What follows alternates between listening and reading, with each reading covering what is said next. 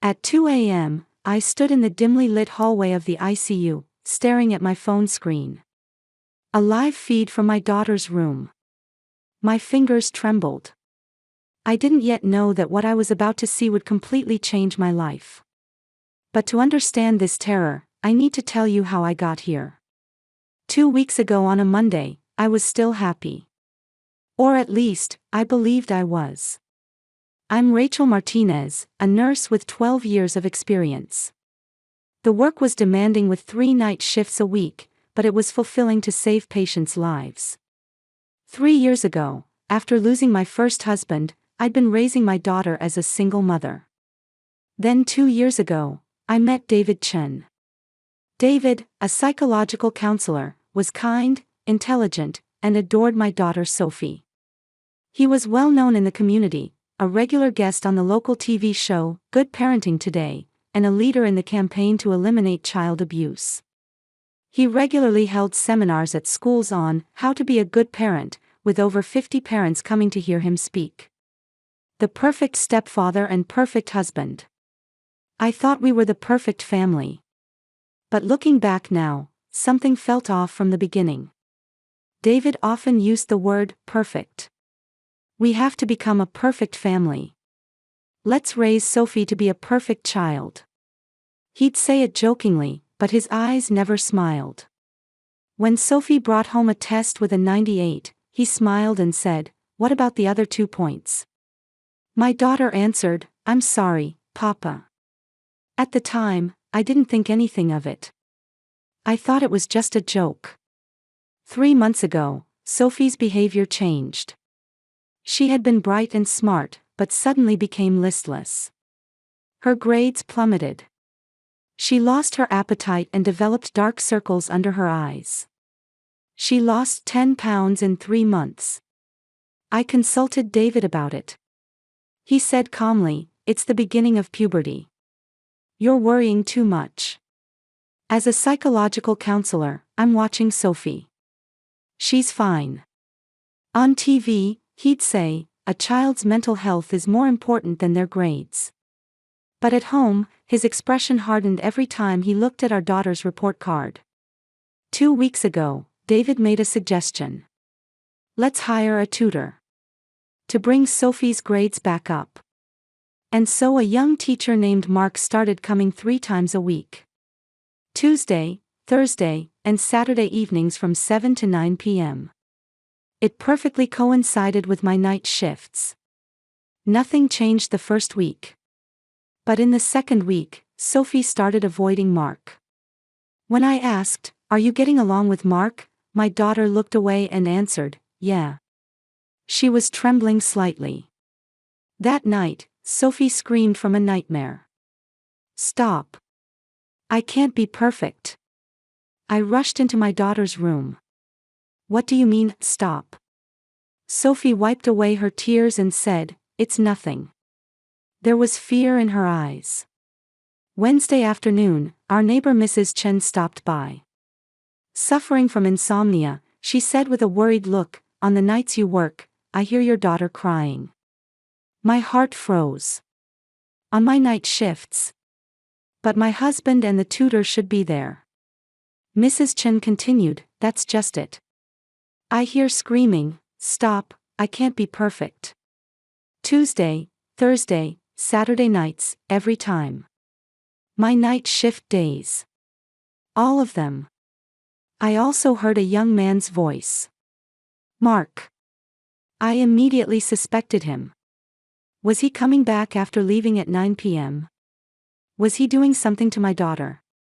When I consulted a colleague at the hospital, she said, "Why don't you install a hidden camera?"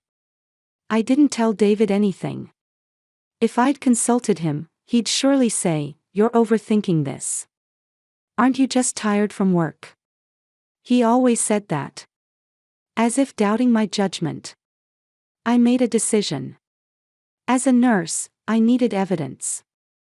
Before my Tuesday night shift, I hid a small camera inside a stuffed animal in my daughter's room. I could monitor it in real time on my phone. If Mark came back, I'd have proof. At 7 p.m., I headed to the hospital. I watched from a distance as Mark arrived. At 9, he went home. David said, "Good night," to Sophie and put her to bed. At 10 p.m., the light in my daughter's room went out. I waited in the ICU, gripping my phone. If Mark came back. If he was doing something to my daughter. But by 1 a.m., nothing had happened. My daughter was sleeping peacefully. Had I been overthinking it? But Mrs. Chen had no reason to lie. 2 a.m. Suddenly, my daughter's bedroom door opened. My heart pounded violently. I stared at the screen. I was expecting to see Mark. But the person on the screen was my husband, David. My hands shook. David was entering my daughter's room. I held my breath. He turned on the light. Shook Sophie awake. "Wake up." It was a cold voice. Not the voice of the David I knew. Sophie opened her eyes sleepily. "Papa. What did you get on today's test?" My daughter answered quietly, 52. David's voice became cold as ice. 52. "You're a failure." My phone nearly slipped from my hands. What is he saying? Is this a dream? Do you remember what I said at the seminar this afternoon? David continued. I said, don't demand perfection. But that's about other people's children. You're different. You're my daughter. You have to be perfect. Sophie started crying. I'm sorry. I tried. Don't cry. Crying is proof of weakness. I rushed to the ICU bathroom. I felt nauseated. Was this really happening? My husband. My kind husband. The community hero. The leader of child abuse prevention. When I returned to the screen, David was saying, stand up. We're going to review now. Until 5 a.m. Papa, I'm sleepy. Please. Stop. Are you going to say, stop, again? Anger seeped into David's voice. You know what will happen if you tell your mother, don't you? Mama doesn't love you. Not you, when you're not perfect. Sophie nodded while trembling. I know. Good girl. Now study. As I watched the screen, tears wouldn't stop falling. But I made no sound. In the ICU hallway, I cried silently. It wasn't Mark. Not from the beginning. It was my husband. All along. I saved the video on my phone. Kept recording. As evidence. Then I checked the schedule for my next night shift, Thursday. Once more, I'd gather evidence. And then I'd completely destroy him. Wednesday morning, I came home as if nothing had happened. David was making breakfast. Good morning, honey. You must be tired from the night shift. A kind smile. The usual smile. Sophie sat at the table with dark circles under her eyes. When she saw me, she smiled a little. But that smile was empty. Sophie, are you okay? David answered, she's fine. She slept well last night, didn't you, Sophie? My daughter nodded. Yeah. Lies. All lies. But I said nothing. Not yet. That afternoon, I called my friend Linda Park, an attorney. I need to see you right away. My husband is abusing my daughter. I have evidence. At Linda's office, I showed her the footage. Linda's face went pale. Rachel, this is psychological abuse. We need to go to the police immediately. Wait, I said. I need more evidence.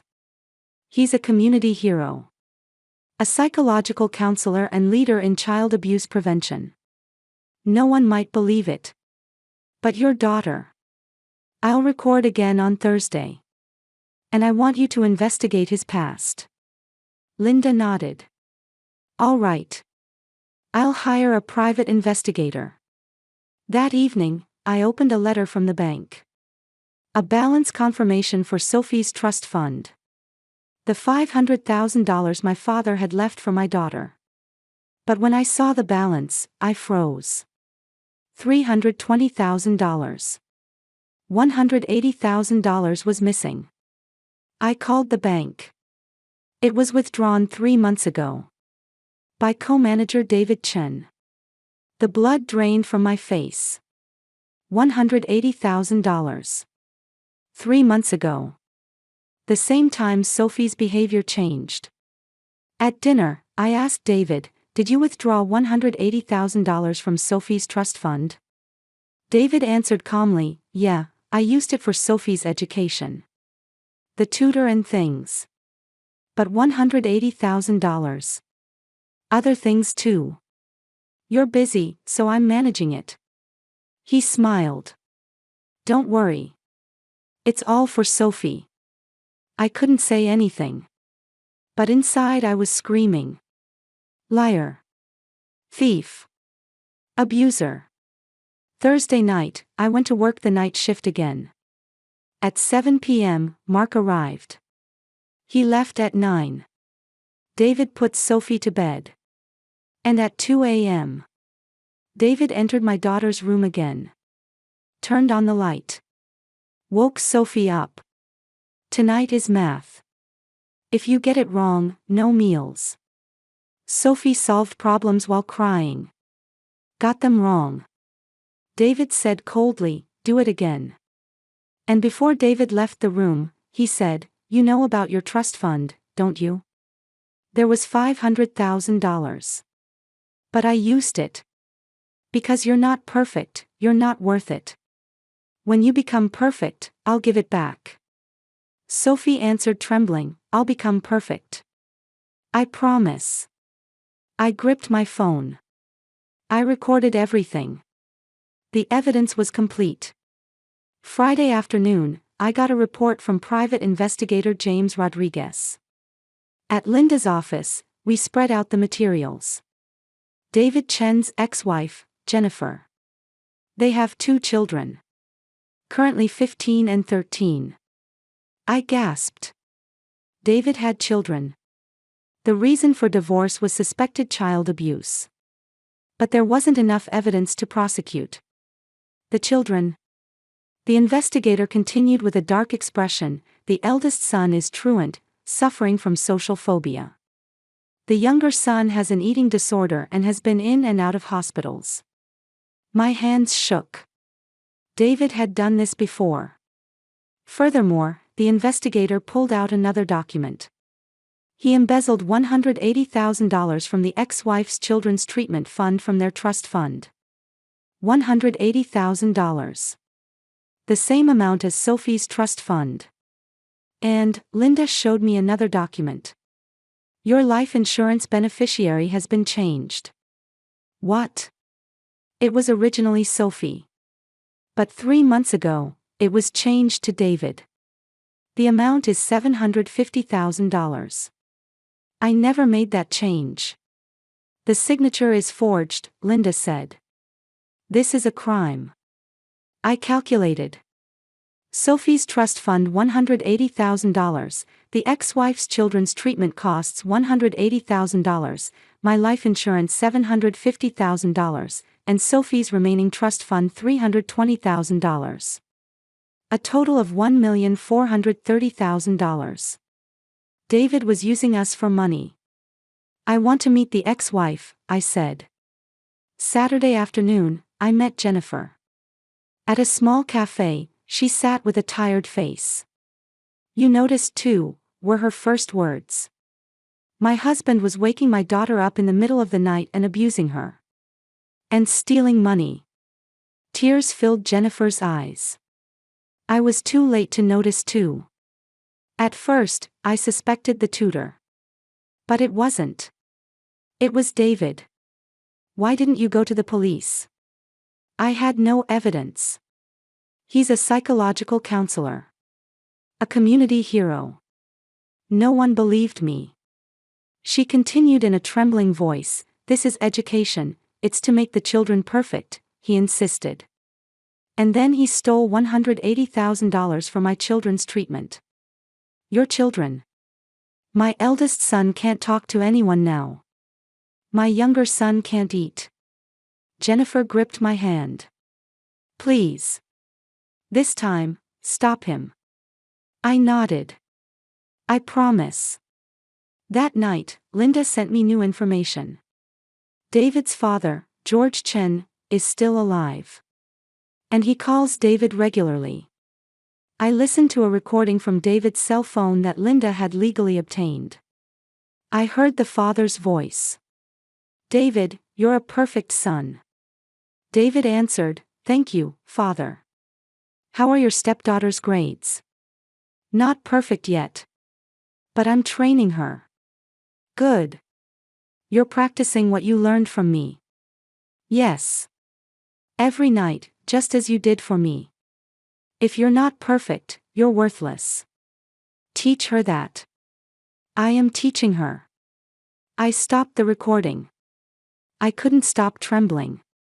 David was raised being abused by his father. And now he was doing the same thing to Sophie. Generational cycles.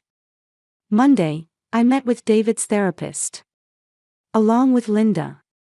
The therapist said with a serious face. David was abused by his father in childhood. He believes, if you're not perfect, you won't be loved. Does he know he's abusing? No, the therapist shook his head. To him, this is showing affection. He's doing the same thing as his father. He doesn't recognize that he's abusing. I clenched my fists. I didn't care about reasons. He was hurting my daughter. That was everything. This Thursday, I told Linda. There's an event at David's workplace. The Child Abuse Prevention Campaign presentation. Over 50 people will gather. So, have him arrested there. Contact FBI agent Sarah Martinez. I smiled coldly. Right in the middle of his speech about preventing child abuse. Linda looked at me. Perfect revenge. No, I shook my head. This is justice. Thursday morning, David was in high spirits. Can you come to tonight's event? I smiled calmly.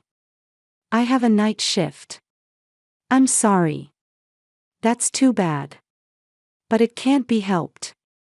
Your work is important too. He said while tying his tie, a lot of people are coming tonight. Even the mayor. This might be the most important event of my life. Yes. It will be the most important night of your life. Just not in the way you think. At 6 p.m., I was in the car with Linda. In the parking lot of David's workplace, the Family Wellness Center. People were gathering at the event venue. Parents, educators, local media. Over 50 people for sure. Where's FBI agent Sarah Martinez? She'll arrive at 7:30, Linda answered. In the middle of David's speech. I checked my phone. The recorded footage, bank records, ex-wife's testimony, everything ready. At 7 p.m., the event began. We snuck into the back of the venue. David stood on stage. In the spotlight, he looked radiant. Like a hero. The host introduced him. Today's guest speaker, David Chen, is one of the most respected psychological counselors in this region. As a leader in the Child Abuse Prevention Campaign, he has saved countless families. Applause erupted. David smiled kindly. Everyone, thank you, his voice was warm. We're gathered here tonight to discuss something important. To protect children. The audience listened intently. Abuse happens in invisible ways, David continued. Hitting, kicking, that's not all abuse is. Verbal violence, psychological control, that's also abuse. I clenched my fists. How can you say that? You don't need to be perfect parents, David said. Love is enough. Let's respect children's individuality. Don't demand perfection from children. The audience was taking notes. A mother wiped away tears. Wonderful, someone whispered. We must listen to children's voices. David's voice grew stronger. If a child says, stop, that's a sign they're asking for help. We mustn't ignore it. My heart pounded violently. Stop. The word Sophie screams every night. Abusers often have two faces, David continued. Kind in public, cruel at home. That's why we must observe carefully. Exactly right, David. That's exactly you. 7:30 p.m. The venue doors opened. FBI agent Sarah Martinez came in. Behind her were two agents. The audience turned around. A murmur arose about what was happening. David tried to continue his speech. Therefore, if you see a child suffering around you. David Chen, Sarah called out while walking through the center of the venue. David froze. Yes. You're under arrest for child abuse and embezzlement. The venue fell silent. Over 50 pairs of eyes were fixed on David on stage. The color drained from David's face. What are you talking about? I'm a child abuse prevention activist. You were abusing your stepdaughter at home. Sarah took out handcuffs. Evidence? There can't be any. I stood up. Walked forward from the back of the venue. The audience made way. I held my phone in my hand. There's evidence, David. David looked at me. Fear appeared on his face for the first time. Rachel, you have a night shift. I lied. Just like you. My phone connected to the venue's screen. Linda was operating it. The footage began to play. Sophie's room. Middle of the night. David shaking his daughter awake. Wake up. A cold voice. The audience gasped.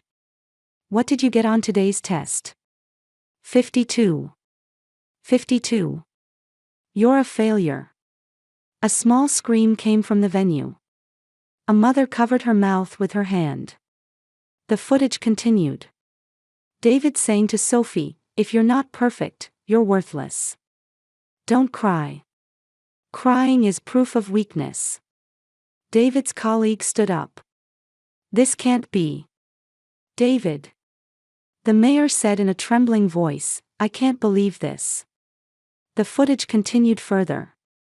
David saying to Sophie, you know about your trust fund, don't you? There was $500,000. But I used it. Because you're not perfect, you're not worth it. Linda stood up and showed the bank records. $180,000 was illegally withdrawn from Sophie's trust fund. By David Chen. The audience murmured. Furthermore, Linda continued. He also embezzled $180,000 for his ex-wife's children's treatment. Sarah said, and he changed the beneficiary of his wife's life insurance without permission and forged the signature. The amount is $750,000. David collapsed to the floor. No. I was just educating. Education? I said coldly. You were waking my daughter every night until 5 a.m. and abusing her. On my night shift days, every time. I was just trying to be a perfect father. David said in a trembling voice. Just like your father. David looked up. For the first time, understanding appeared in his eyes. I continued, your father, George Chen, did the same thing to you. If you're not perfect, you're worthless. And you're doing the same thing to Sophie. Silence spread through the venue. David muttered quietly, Father. I didn't want to become like you. But you did, I said. You became the same abuser as your father. And you stole money from us. Sarah put handcuffs on David. David Chen, you have the right to remain silent. David said nothing. Just stared at the floor. Tears ran down his cheeks. Someone in the audience said, I attended his seminar 3 times. Someone else said, I trusted his advice. Local TV cameras recorded everything. Tomorrow, this footage would be broadcast nationwide. The child abuse prevention leader was abusing at home. As a hypocrite. As David was led out of the venue, he looked at me once. There was nothing in his eyes. Empty. Over 50 people left in the venue stood dazed. One woman was crying. What are we supposed to believe? I approached her. Believe children's voices. When a child says, stop, believe them. That night, I went home. Sophie was sleeping. But when I entered the room, she woke up. Mama, where's Papa? Papa won't be coming anymore, I hugged my daughter. Never again. Sophie said quietly, Mama, is it okay if I'm not perfect? I stroked my daughter's hair. Tears overflowed. It's okay not to be perfect. You're perfect just as you are. For the first time in 3 months, Sophie showed a real smile. And fell asleep in my arms. She didn't scream from nightmares in the middle of the night. I looked out the window. Dawn was approaching. The beginning of a new day. A day without David, just for us. This wasn't the end. There would be a trial ahead. It would take time to heal Sophie's emotional wounds. But we'd be okay. I believed in my daughter. That was everything. The next morning, David's arrest was national news. The TV announcer said, Child abuse prevention campaign leader David Chen was arrested on suspicion of abusing his stepdaughter at home. Additionally, embezzlement totaling $1,430,000. Footage played. Last night's event venue. Evidence of abuse shown on the big screen. The moment handcuffs were put on David. I turned off the TV. I didn't want to show Sophie yet. Sophie was quietly eating cereal at the breakfast table. For the first time in 3 months, she was eating properly. Mama, my daughter said quietly. Can I go to school? Of course. But you don't have to push yourself. I want to go, Sophie looked at me. A little light had returned to her eyes. I want to see my friends. I took my daughter to school. At the school gate, her homeroom teacher Mrs. Williams was waiting. Ms. Martinez, I saw the news, the teacher said with a serious face. I'm so sorry we didn't notice anything about Sophie. It's not your fault, teacher, I shook my head. David was acting perfectly. If Sophie had asked for help. He blocked that too. He threatened Sophie not to tell anyone. The teacher bit her lip. From now on, what can we do as a school? Please treat Sophie normally. Don't give her special treatment, but watch her carefully. The teacher nodded. Understood. That afternoon, at Linda's office, I met with the prosecutor. A young woman, Prosecutor Emily Thompson. Ms. Martinez, the evidence is perfect, she said while watching the video on my phone. With this much, a guilty verdict is certain. What's the sentence? 2 counts of child abuse, Sophie and the ex-wife's children.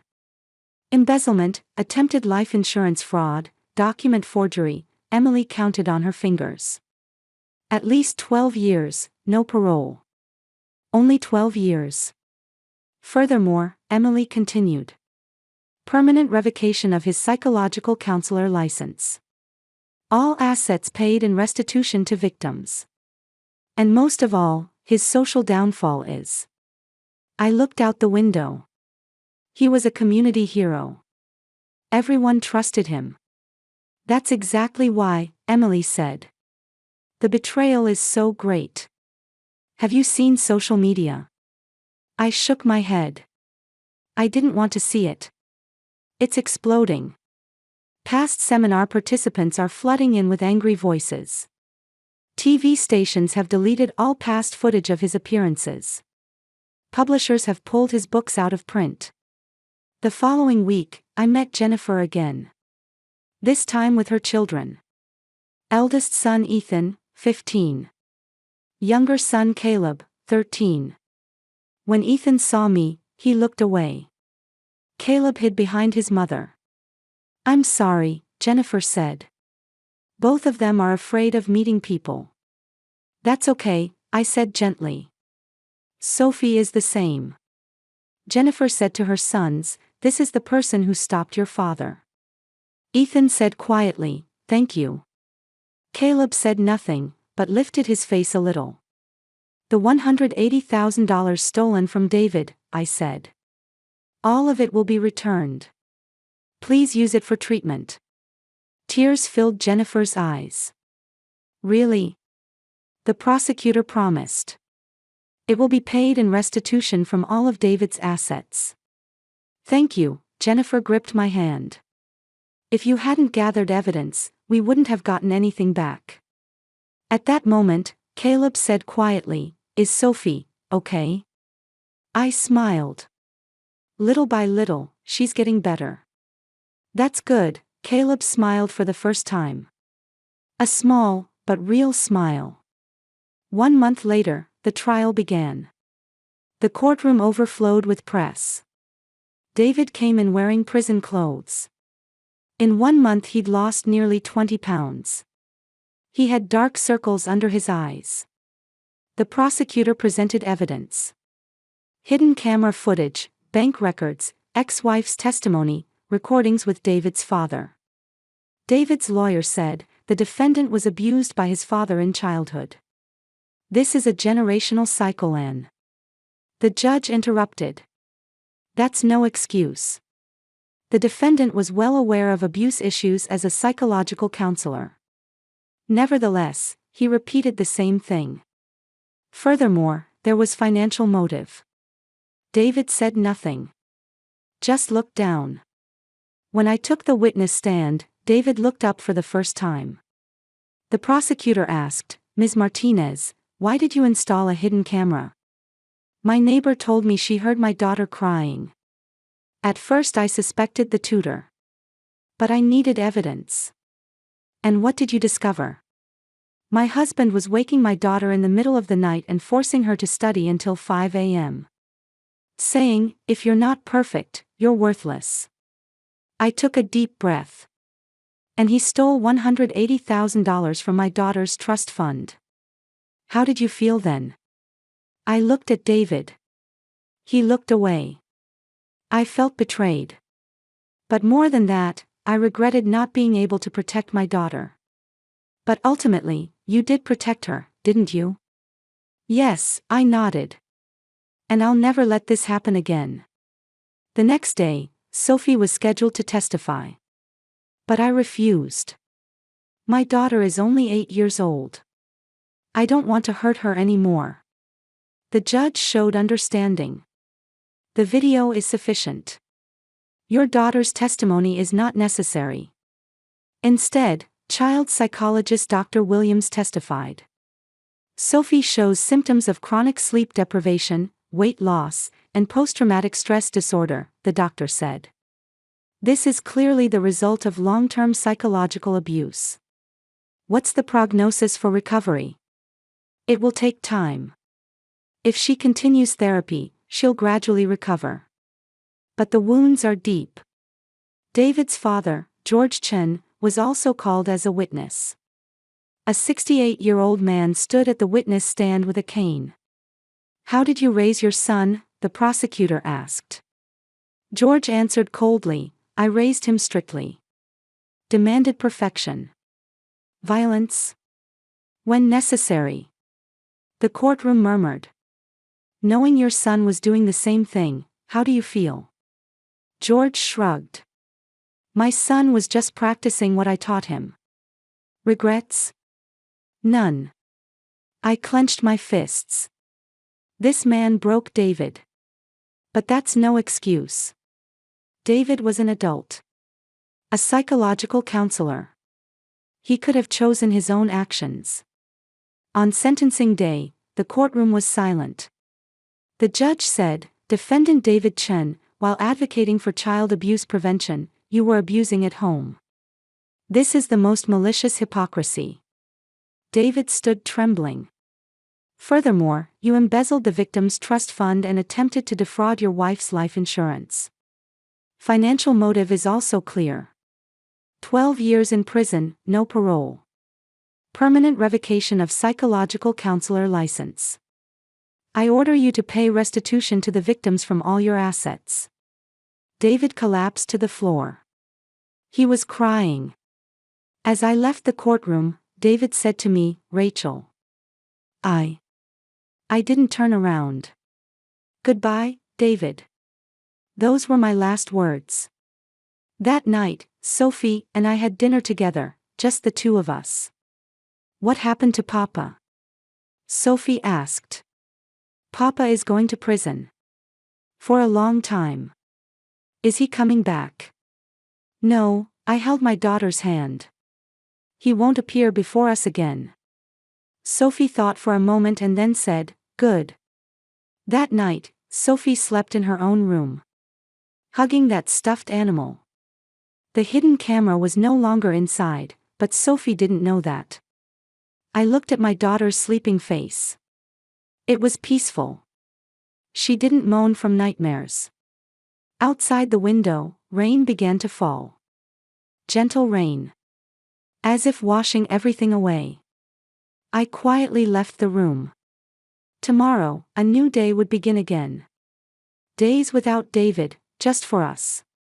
1 year passed. For Sophie's 9th birthday party, I invited Jennifer and her sons, neighbor Mrs. Chen, and tutor Mark. Sophie blew out the candles on the cake. "What did you wish for?" I asked, and my daughter answered with a smile, "It's a secret. But it's already come true. I have Mama, I have friends, and I know it's okay not to be perfect." I hugged my daughter. Tears overflowed. Jennifer's sons had returned to school and were recovering little by little. Ethan and Caleb gave Sophie a handmade picture as a present. A rainbow and smiling children. "We're friends, right?" Sophie asked, and they both nodded. Neighbor Mrs. Chen said, "This past year, I haven't heard Sophie crying once." I held her hand. "Thank you for having the courage to tell me back then." That night, Sophie said, "Sometimes I remember Papa. I have scary dreams." My hand stopped. "But you know, in the dream when I say, 'Mama will protect me,' Papa disappears." I hugged my daughter. "I'll always protect you." The following week, I was chosen as the new leader of the local child abuse prevention campaign. The organization David had led. I spoke to over 50 parents at a lecture. Family isn't about perfection. It's about protecting each other. When you sense something is wrong, believe your children. I launched a child abuse detection program at the hospital. Thanks to this program, 3 children were saved from abuse. 2 years later, a letter arrived from David in prison. What I was doing wasn't education but abuse. Please tell Sophie. She doesn't need to be perfect. Every night, I hear Sophie crying. I think that's my punishment. I folded the letter. I won't show it to Sophie. 10 years later, David had a heart attack in his prison cell and died alone. No one was there with him. His body lay for 48 hours and was buried as an unclaimed person in the state's common cemetery. Only his prisoner number was engraved on the headstone. David's father George also spent a lonely old age and muttered, "Was it I who destroyed my son?" But it was too late. Around the same time, Sophie turned 16. "Mama, I want to study psychology. I want to help children who've been abused." I was moved to tears by my daughter's growth. Papa hurt people. But I want to heal them. The generational cycle ended here. I looked back at the past. If I hadn't had the courage to see the truth that night. But I looked. And I protected my daughter. Quiet breathing came from Sophie's room. This was a real family. Not perfect, but filled with love. Protecting each other. That was enough. Outside the window, the sun began to rise. A new day. A day filled with hope. This is our story. A story that began with wounds and continued toward healing. And above all, a story of the unshakable bond between mother and daughter.